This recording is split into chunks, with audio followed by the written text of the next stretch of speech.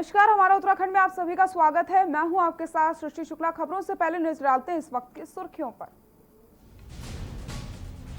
कुदरती आपदा के शिकार हजारों लोगों को मिलेगा आशियाना। सीएम त्रिवेंद्र सिंह रावत ने दिए संकेत, हजारों में है प्रभावितों की संख्या। हरिद्वार में महाकुंभ को लेकर अहम बैठक। अखाड़ा परिषद अध्यक्ष नरेंद्र गिरी भी हरिद्वार में मौजूद। अभी 13 अखाड़ों के प्रतिनिधि करेंगे शिरकत। चार धाम यात्रा न चलने पर रोजी रोटी का संकट। बिजली पानी के बिल आने से बढ़ रही है चिंता। उत्तरकाशी में होटल स्वामियों के चेहरे पर छाई है मायूसी। धारचूला में धारमा घाटी की महत्वपूर्ण सड़क कई महीनों से बंद। परेशानी को लेकर क्षेत्र की जनता में रोष। उप जिलाधिकारियों को सौंपा ज्ञापन। चमोली में बारिश के साथ आए भारी मलबे से पंचायत घर तबाह। एक की मौत, 5 घायल।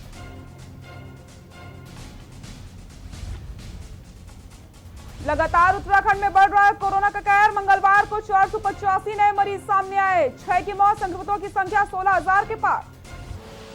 आप देख रहे हैं के न्यूज, खबरों का सारथी।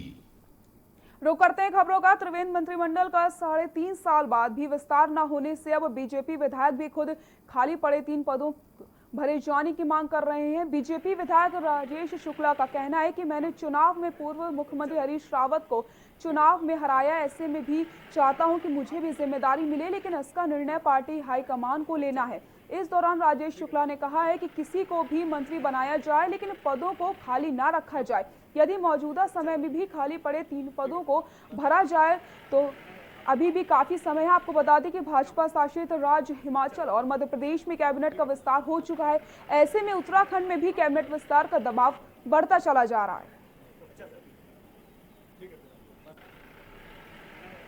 ये विषय तो माननीय मुख्यमंत्री जी का और हाईकमान का है। मैं मुझ समय हर विधायक चाहता है मंत्री बनूं, कौन नहीं चाहेगा। मैं तो मुख्यमंत्री को हरा गया, मैं भी चाहता हूँगा। लेकिन ये सिस्टम है, पार्टी सब चीज़ों को देखती है, सब चीज़ों को समझती है, क्षेत्रवार चीज़ों को देखती है, जातिवार चीज़ों को देखती है, कहाँ से प्रतिनिधित्व हुआ है, कहाँ से नहीं हुआ है। कई कमिटमेंट्स भी होते हैं जिनको निभाने पड़ते हैं। तो उन सब चीज़ों के बीच में से जो भी हाईकमान का निर्णय होगा शिरोधार्य होगा। लेकिन मेरा ये जरूर मानना है कि रिक्त नहीं रहना चाहिए।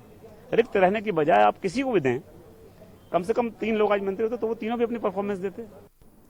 बीजेपी संगठन ने हाल ही में 2 विधायकों को वापस बीजेपी में शामिल कर लिया है, जिसको लेकर के अब राजनीति शुरू हो चुकी है। कांग्रेस के प्रवक्ता गरिमा तो सोनी ने सवाल खड़े करते हुए कहा है कि बीजेपी का चरित्र चेहरा यही रहा है कि ऐसे व्यक्ति को उन्हें पार्टी में ले रहे हैं जिसने उत्तराखंड को गाली देकर देवभूमि को गाली दिए। उन्होंने चैंपियन से सीधे चेतावनी देते हुए कहा है कि यदि उत्तराखंड में रहना है तो उत्तराखंड की बात करनी होगी, नहीं तो उत्तराखंड वासियों को आप जैसे नेता की जरूरत नहीं है, आप यहां से जा सकते हैं। वहीं उन्होंने कहा है कि चैंपियन ने महात्मा गांधी जी के लिए भी कहा था कि पूरे सम्मान से नवाजा जाना चाहिए। बीजेपी अपने पतन की ओर कदम रख रही है।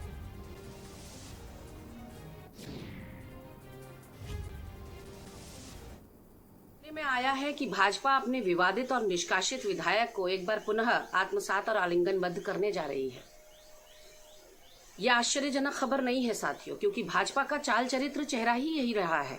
सुब्रमण्यम स्वामी ने तो यहां तक कह दिया कि उत्तराखंड भाजपा का नैतिक पतन हो चुका है, और मेरा मानना भी यही है कि भाजपा अपने पतन की ओर कदम रख रही है। एक ऐसे व्यक्ति को आप पुनः पार्टी में ले रहे हैं जिसने उत्तराखंड को गाली दी हो, उत्तराखंड के लोगों को गाली दी हो। प्रणव सिंह से मैं कहना चाहती हूँ, कई चैंपियन आए और कई चैंपियन चले गए, लेकिन अगर उत्तराखंड में रहना है तो उत्तराखंड की बात करनी होगी। उत्तराखंड के लोगों के लिए सम्मानजनक शब्द यूज करने पड़ेंगे और उत्तराखंडियत की बात करनी होगी, नहीं तो आप यहां से जा सकते हैं। उत्तराखंड में कोरोना वायरस के मामले थमने का नाम नहीं ले रहे हैं, जिसको लेकर के लगातार स्वास्थ्य महकमे में बैठकों का दौर जारी है। बावजूद उसके कोरोना वायरस के मामलों में आए दिन बढ़ोतरी होती चली जा रही है। प्रदेश का जिला अस्पताल गांधी शताब्दी अस्पताल सील कर दिया गया। ऐसे में अस्पताल में आने वाले मरीजों को दिक्कतों का सामना करना पड़ रहा है। अगर बात दून मेडिकल कॉलेज की करें तो पहले भी कोरोना के वायरस के चलते इसको सील कर दिया गया था और अब जिला अस्पताल भी सील कर दिया गया। वहीं डीजी हेल्थ अमिता उप्रेती ने इस बारे में पूरी जानकारी दी है।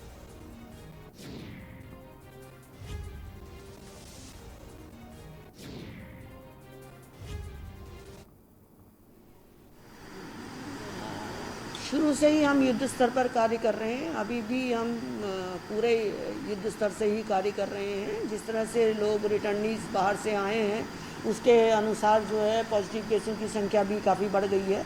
वो इसलिए बढ़ गई है कि हमने टेस्टिंग बढ़ा दी है अपनी, और हमारा पूरा उद्देश्य है कि टेस्टिंग को हम ज़्यादा से ज़्यादा कम्युनिटी में ले जाएं, और जिससे कि हम ये आश्वस्त हो सकेंगे कि कोरोना का संक्रमण तो नहीं है करके। तो जितनी ज़्यादा टेस्टिंग करेंगे, हमारा बल है टेस्टिंग पर, टेस्टिंग हम ज़्यादा करेंगे, सैंपलिंग हम ज़्यादा लेंगे तो कोरोना के संक्रमण को रोकने में हम सफल होंगे।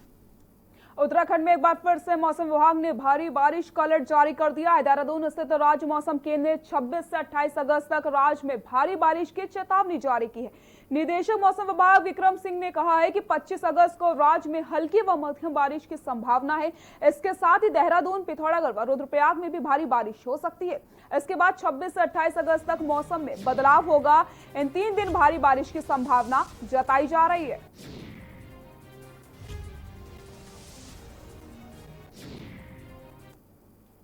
जो है जो बारिश की एक्टिविटी है हल्की से मध्यम अनेक जगहों तक में दिखेंगी, और इक्का दुक्का जगहों में स्टेट में ये कि भारी बारिश, जैसे आप कह सकते हैं पिथौरागढ़ है, रुद्रप्रयाग है या देहरादून है, तो आजकल में इनमें इक्का दुक्का जगहों में संभावना है कि भारी बारिश भी मिलेगी। लेकिन 25 के बाद जब देखेंगे तो 26, 27, 28 ये जो 3 दिन है, तो इसमें जो बारिश की एक्टिविटी है वो और बढ़ेगी, डिस्ट्रीब्यूशन भी बढ़ेगा, इंटेंसिटी भी बढ़ेगी। बाजपुर के 20 गांव में 5,838 एकड़ भूमि प्रकरण मामला सुलझने का नाम ही नहीं ले रहा। जहां किसानों को उनकी जमीन का मालिकाना हक देने के लिए प्रदेश सरकार लगातार आश्वासन दे रही है, तो वहीं किसानों को न्यायालय से तारीख ही नसीब नहीं हो रही, जिससे किसानों में आक्रोश व्यक्त देखने को मिल रहा है। वहीं बाजपुर बचाव मुहिम से जुड़े जगतार सिंह भाजपा ने जब तक किसानों को उनकी जमीन का मालिकाना हक नहीं मिल जाता तब तक सरकार के नुमाइंदों का विरोध करने का ऐलान कर दिया है और मुख्यमंत्री को संबोधित ज्ञापन तहसीलदार को सौंप दिया है।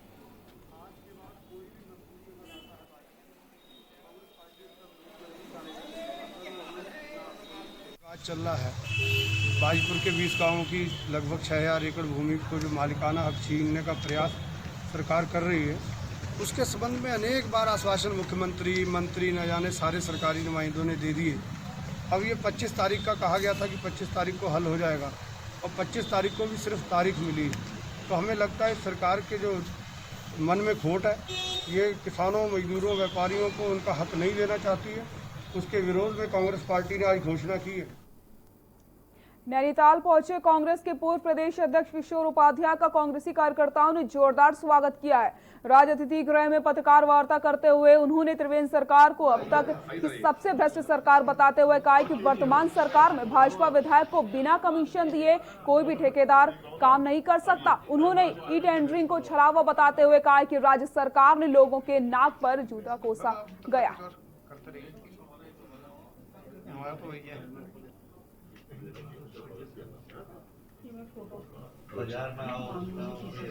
जो स्थिति बनी है कोविड के बीच में, सरकार बिल्कुल असफल रही है। भारतीय जनता पार्टी बताए कि उन्होंने क्या जो है वो विकास के काम किए हैं। वो ये बताएं कि जिस तरह से आज स्थिति है, डबल इंजन की सरकार है, और मेरे ख्याल से 20 सालों में इतनी भ्रष्टतम कोई सरकार नहीं होगी। भ्रष्टतम मंत्री नहीं होंगे, मुख्यमंत्री नहीं होंगे, विधायक नहीं होंगे। जब मुख्यमंत्री कह रहे हैं कि 6% आप जो है PMGSY में PWD के ठेकों में विधायकों को दीजिए तब तुम्हें ठेके मिलेंगे। ई टेंडरिंग एक जो है वो छलावा है कि जो निर्णय है ये भारतीय जनता पार्टी का, मैं ये नहीं कह रहा हूँ कि ये उत्तराखंड के नाक पर जूता है, लेकिन घूसा जरूर है। नहीं कहना चाहता, नरेंद्र मोदी जी मेरे भी प्रधानमंत्री हैं, लेकिन मुझे ये बताओ इस समय क्या मोर को जो है वो चारा खिलाने का वक्त है कि इस यहाँ के नौजवान को जो है उसके हाथ को काम देने का वक्त है, उसके सिर का बोझ कम करने का वक्त है। इस समय हमारी बहनों के चेहरे पर मुस्कान आए, उसका चूल्हा जल सके, उसका वक्त है। इस तरह की जो स्थितियां इस देश में बन रही हैं, महात्मा गांधी के सिपाही, इंदिरा जी के सिपाही चुप थोड़ी बैठे रह सकते हैं। तो इस समय उन सब मुद्दों के लिए लड़ने का वक्त है, और हमारी पार्टी हर मुद्दे को बहुत मजबूती के साथ उठा रही है और आगे भी उठाएगी। और जिस तरह का वातावरण बन रहा है, मुझे लगता है कि हम 57 से ज्यादा सीटें जो है उत्तराखंड में जीत। खबर देहरादून से, जहां पर सचिवालय में शिक्षा मंत्री अरविंद पांडे ने शिक्षा विभाग की बैठक ली है। इस बैठक में प्राथमिक, माध्यमिक और जूनियर शिक्षक संघ की पदाधिकारी उपस्थित रहे हैं। बैठक में शिक्षक संगठनों की समस्याओं के निस्तारण पर चर्चा करी गई है। शिक्षा मंत्री अरविंद पांडे ने बताया है कि शिक्षक संगठनों के प्रमुख मांगों पर चर्चा करी गई है, जिसमें समय पर सेवानिवृत्ति के बाद होने वाले भुगतान, पुरानी पेंशन, वेतन विसंगति समेत विभिन्न मुद्दों पर चर्चा करी गई है।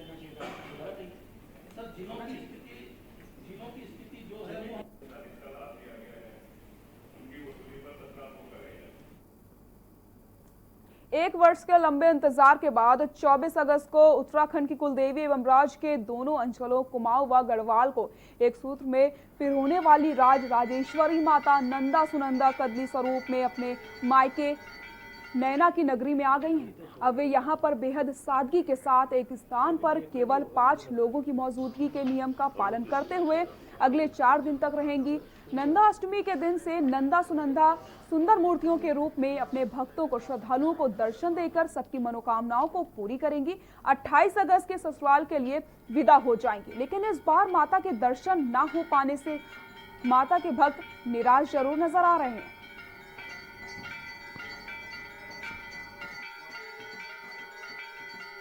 विधि तो वर्षों से जो चली आ रही है वही विधि है, लेकिन इस वर्ष कोविड की वजह से आप देख रहे हैं दर्शनार्थियों की कमी है। बगैर पूजा इत्यादि में कोई कमी नहीं है। पंचोपचारी षोडशोपचारी भगवती का पूजन करके प्रातः काल 3 बजे से हमने प्रारंभ कर दिया था।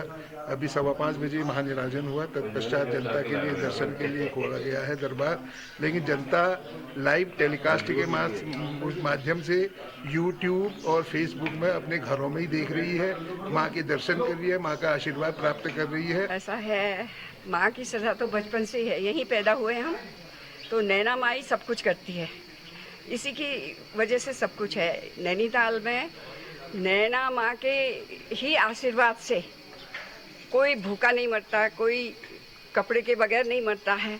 यहाँ सब लोग नैना मैया की वजह से, ये तो स्वर्ग है, उत्तराखंड का स्वर्ग है ये।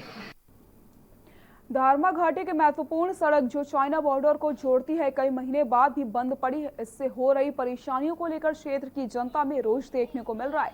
सड़क बीआरओ और पीएमजीएसवाई की है, दोनों ही कार्यदायी संस्थाओं की नाकामी साफ झलकती दिख रही है। इतनी महत्वपूर्ण सड़क और एक तरफ चाइना का खौफ, दूसरी तरफ क्षेत्र की जनता का खाद्यान्न, सब्जी, दवाओं के लिए मोहताज होना, परंतु अफसर कुछ भी कहने को तैयार नहीं है। उप जिलाधिकारी धारचूला को क्षेत्र के लोगों ने ज्ञापन के सौंप कर सूचित किया और चेतावनी भी दी है। उक्त सड़क को तत्काल खोला जाए, अन्यथा एक जन आंदोलन होगा, जिसके लिए कार्यदायी संस्थाएं और प्रशासन ही जिम्मेदार होगा।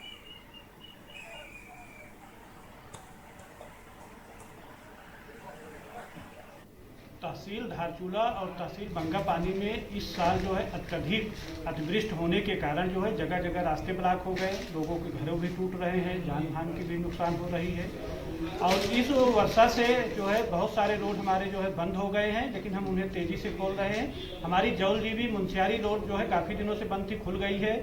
और जो है तवा घाट से गुंजी तक रोड काफ़ी दिनों से बंद थी, वो भी खुल गई है। हमारी तवा घाट से जो है दारमा वैली को जाने वाली तिदांग तक जो है वो रोड जो है अभी बंद है, उसको हम तत्काल खोलने की कार्रवाई कर रहे हैं। और नारायण आश्रम जाने वाली रोड वो भी बंद है, उसको भी खोलने की कार्रवाई कर रहे हैं। और ये जो है जल्दी ही 5-6 दिनों में खुल जाएगी। खबर उत्तरकाशी से, जहां पर इन दिनों होटल स्वामियों के चेहरों पर रौनक की बजाय मायूसी छा गई। होटल स्वामियों का कहना है कि इस कोरोना काल में नुकसान हुआ तो सबसे बड़ा नुकसान होटल व्यवसाय वालों का होगा। 4 धाम यात्रा न चलने से अब रोजी रोटी का संकट भी आ गया है। पूरा मामला यमुनोत्री धाम का है, जहां पर इस यात्रा काल में लोगों को करोड़ों रुपए का नुकसान भी हो रहा है। होटल स्वामियों ने सरकार पर अनदेखी का आरोप भी लगाया है। न यात्रा चली और न ही बिजली पानी का बिल, बैंक से लिए गए ऋण को भी किस्त आखिर कहां से भरे। एक तरफ रोजी रोटी का संकट, दूसरी तरफ बिजली पानी के बिल आने से बढ़ रही है उनकी चिंता।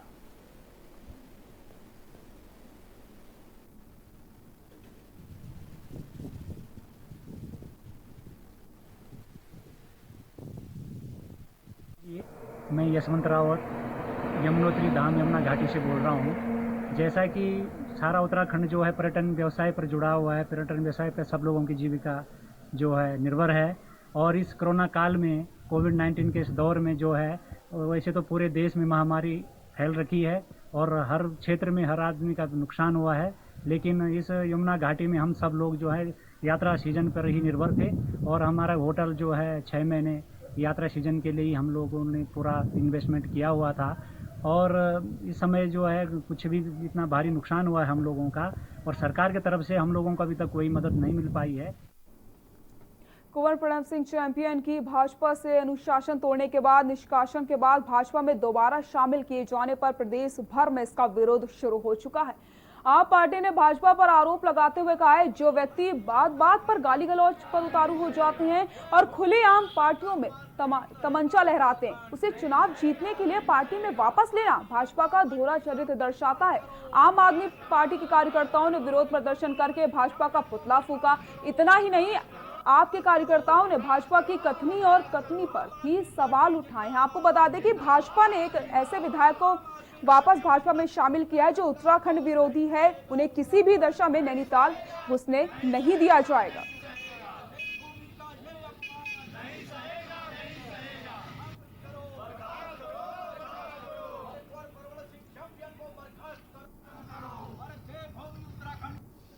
आज जो उत्तराखंड में हमारी नारियों का जो अपमान हो रहा है वो सर्वविदित है और आम आदमी पार्टी इसका विरोध पूरे उत्तराखंड प्रदेश में कर रही है। कल कई जगहों पर नारी के अपमान, उत्तराखंड के नारी के अपमान के विरोध में सभी जगह कार्यक्रम हुए हैं और आज आम आदमी पार्टी के कार्यकर्ता नैनीताल में भी विधायक महेश नेगी और चैंपियन इन दोनों विधायकों के विरोध में यहाँ पर धरने पर बैठे हैं। देश को आजाद हुए 74 साल पूरे हो चुके हों, लेकिन उत्तराखंड के दूरस्थ ग्रामीण क्षेत्रों की सुध लेने वाला कोई नहीं है। दूरस्थ क्षेत्रों में रह रहे ग्रामीण आज भी अपनी मूलभूत सुविधाओं के लिए दर दर की ठोकरें खाने को मजबूर हो चुके हैं।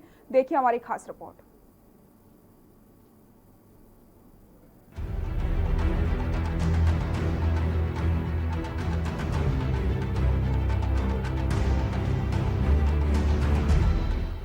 देश को आजाद हुए 73 साल पूरे हो चुके हैं, लेकिन उत्तराखंड के दूरस्थ ग्रामीण क्षेत्रों की सुध लेने वाला कोई नहीं है। दूरस्थ क्षेत्रों में रह रहे ग्रामीण आज भी अपनी मूलभूत सुविधाओं के लिए दर दर की ठोकरें खाने को मजबूर है। ऐसा ही एक गांव है नैनीताल जिले के अधौड़ा ग्राम सभा का सोनखमारी गांव, जहां आजादी के 73 साल बाद भी लोगों के लिए गांव में सड़क आना सपना बनकर रह गई है।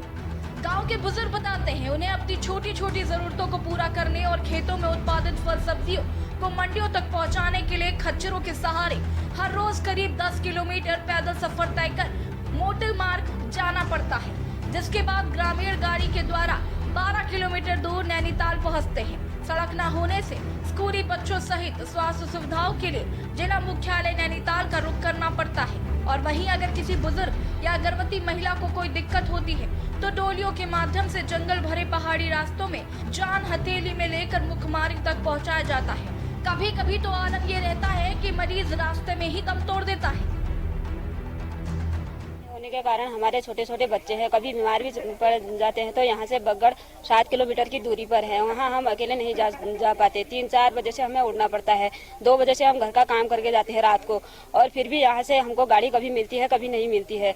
हम अकेले जा भी नहीं जाते हैं, कभी कोई घर में हो या न हो, रात या आधी रात को किसी को बुखार भी आ जाता है तो उसको ले जाने में परेशानी होती है। बहुत बड़ी समस्या है रोड की, और ज़्यादातर देखा जाए तो सबसे बड़ी समस्या आज मंडी तक जाने की हमें है, क्योंकि हमें आज भी 10 किलोमीटर पैदल अपने उत्पादित जो कच्चा सामान है उसे लेकर आज हमें पैदल गाड़ी स्टॉप तक जाना पड़ता है। जैसे कि नीचे को देखा जाए देचौरी और ऊपर बगड़ जो हमारा गाड़ी स्टॉप है वहाँ तक हमें जाना पड़ता है और बड़ी दिक्कतों का सामना हमें करना पड़ता है। वहीं गांव के बुजुर्ग ग्रामीण नारायण सिंह मेहरा बताते हैं कि कंसर्न तो करता है ये रोड, और उधर जैसे कि देचौरी पंगोड़े रोड अगर मार्ग बन जाएगा, यहाँ के हर व्यक्ति हर पैसेंजर को इसमें सुविधा होगी। सेना की भी सुविधा है, पहले पैदल मार्ग इसी रोड से होता था, हमने खुद देखा है। वहीं सड़क निर्माण को लेकर स्थानीय लोग कई बार विधायक समेत मंत्रियों से मिल चुके हैं, मगर आज तक ग्रामीणों की समस्या का समाधान नहीं हुआ। देखिए, पंगोट देचौरी जो मार्ग का आप जिक्र कर रहे हैं, 2006 में जब मैं इसी क्षेत्र से विधायक था, जनप्रतिनिधि था, उस वक्त यह मार्ग स्वीकृत हुआ था। और मैं आपको आपके माध्यम से, आप लोगों के चैनल के माध्यम से कहना चाहता हूं कि पंगुर देचौरी मार्ग में जो बाधाएं थी, जिस तरह से फॉरेस्ट क्लियरेंस में वन आपत्तियां थी, उसको हमने निस्तारण कर दिया गया है। और जो वृक्ष हैं उनको भी हमने धनराशि अवमुक्त कर दी है। पेड़ों का कटान प्रारंभ हो गया है और जल्द ही इसमें निर्माण कार्य प्रारंभ हो जाएगा। टेंडर हो चुके हैं। बहरहाल अभी सड़क को लेकर ग्रामीण तरस रहे हैं। अब ऐसे में देखना होगा आखिर कब गाँव वालों को सहूलियत मिलेगी। नैनीताल से के न्यूज के लिए कानपाल की रिपोर्ट। यहाँ रुकते हैं एक छोटे से ब्रेक के लिए, जल्द हाजिर होते हैं।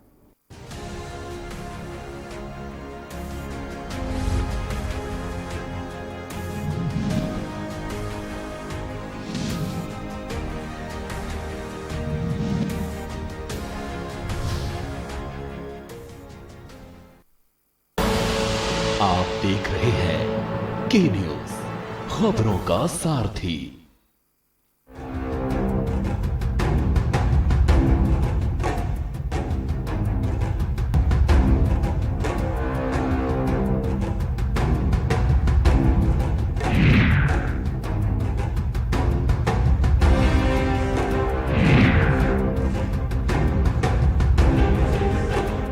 खुदी को आजमाया है तो ये अंदाज आया है, खुदी को आजमाया है तो ये अंदाज आया है। तुम में भी मैं हूं, शुद्ध प्लस पान मसाला। आप देख रहे हैं के न्यूज, खबरों का सारथी।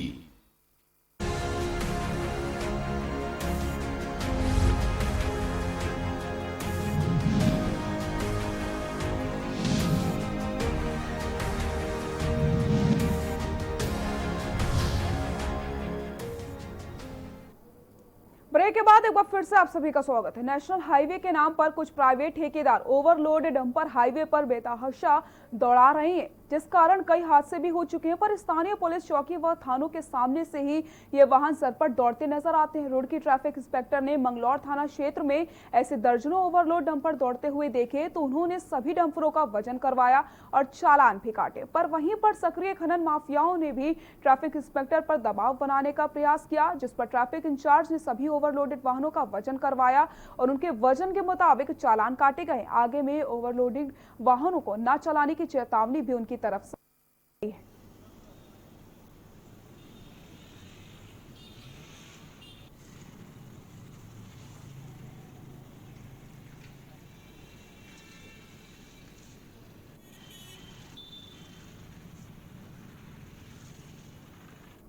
उधम सिंह नगर के सरकारी अस्पताल में एक विवाहिता की इलाज के दौरान तबीयत बिगड़ जाती है। आनंद फानन में विवाहिता को अस्पताल से रेफर कर दिया जाता है। बाद में विवाहिता को नगर के निजी अस्पताल में ले जाया जाता है, जहां पर डॉक्टरों ने उसे मृत घोषित कर दिया। इससे गुस्साए मृतका के परिजनों ने प्राथमिक स्वास्थ्य केंद्र के डॉक्टरों पर लापरवाही का आरोप लगाते हुए शाम को पुलिस को तहरीर दे दी, जिसके बाद पुलिस ने देर शाम को पंचनामा भरकर शव को पोस्टमार्टम के लिए भिजवा दिया। परिजनों का आरोप है कि अस्पताल में डॉक्टरों ने पूजा को 2 इंजेक्शन लगाए थे, जिसके बाद उसकी तबीयत बिगड़ गई थी। आनंद फानन में उसे डिस्चार्ज कर दिया जाता है, जिसके बाद परिजन उसे लेकर नगर के एक निजी अस्पताल में पहुंचते हैं, जहां पर डॉक्टर ने पूजा को मृत घोषित कर दिया। घटना से गुस्साए मृतका के पिता रविंद्रनाथ मंडल निवासी जगदीशपुर ने देर शाम को थाने में तहरीर देकर अस्पताल के डॉक्टरों पर इलाज में लापरवाही का आरोप लगाया है।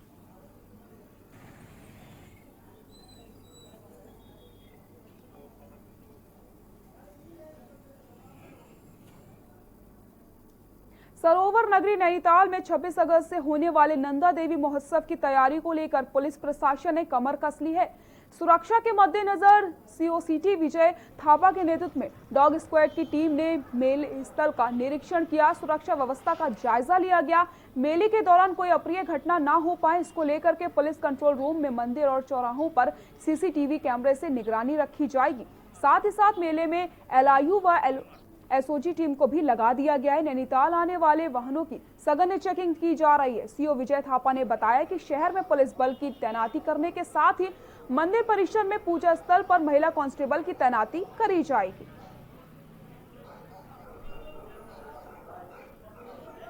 देखिए, आपको भी मालूम है कि कल से जो है नंदा देवी मेले का जो है प्रतीकात्मक रूप से यहाँ पे पूजा अर्चना शुरू होगी। तो फोर्स इसके लिए जो है फोर्स तैयार है और फोर्स को लगा दिया गया है। आप देख रहे हैं पीछे मेरे डॉग, आगे की तरफ डॉग स्क्वाड भी आ गया और समय समय मंदिर परिसर की चेकिंग भी करता रहेगा। इसके अतिरिक्त जो भी जितने भी गेट है, जिस गेट से मात्र जो मंदिर समिति के जो पदाधिकारी हैं जिनके द्वारा पूजा की जानी है, वो लोग जो पूजा कर रहे होंगे उसका जो है उनके पासेस चेक किए जाएंगे। पर्याप्त मात्रा में पुलिस फोर्स लगाया गया है। बुलेटिन फिलहाल के लिए इतना ही। देखते रहिए के न्यूज़ इंडिया। नमस्कार।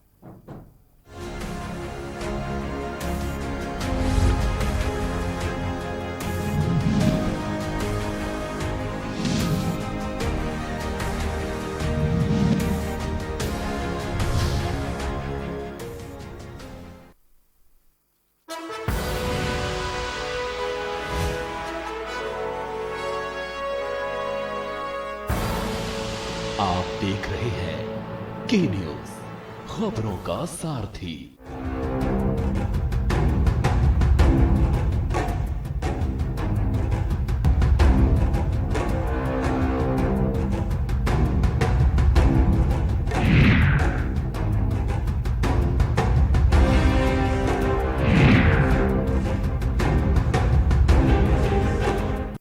राम की जिंदगी को थोड़ा पढ़ भी लीजिए। आप मुद्दे से भटक रहे हैं। सब बोलेंगे, सबकी सुनेंगे, अनुशासन के साथ सवालों की झड़ी अड़ी, क्योंकि हमें है देश की पड़ी।